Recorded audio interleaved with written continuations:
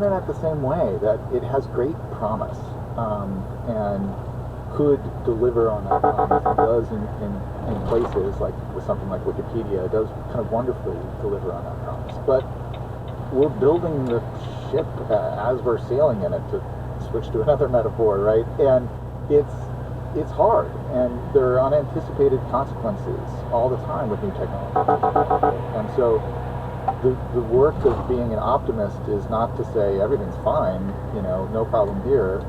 It's to say there are going to be problems, but if we learn from our history, and if we apply ourselves to these problems, and we think about them seriously, and we work together in a kind of networked way with a diverse group of people trying to solve the problem, we often will be able to.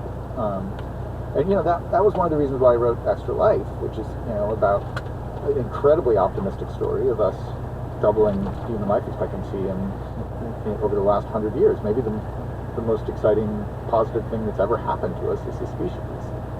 But I didn't write it to have us rest on our laurels. I wrote it to say, look, we can do these things if we listen to science, and if we build global institutions that are responsive to these kinds of needs.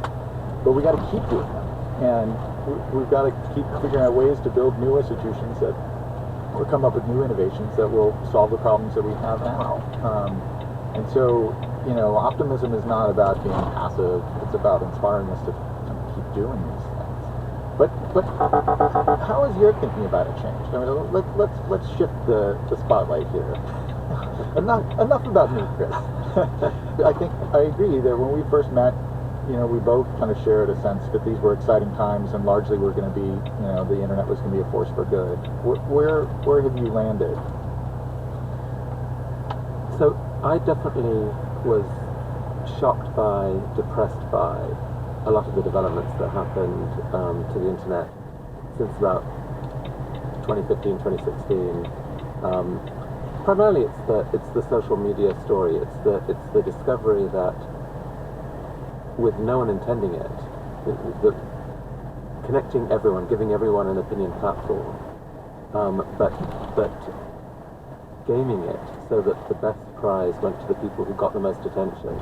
We inadvertently created this world of much greater, I think, partisan divide, and I didn't like it at all. I was really, really sad by it.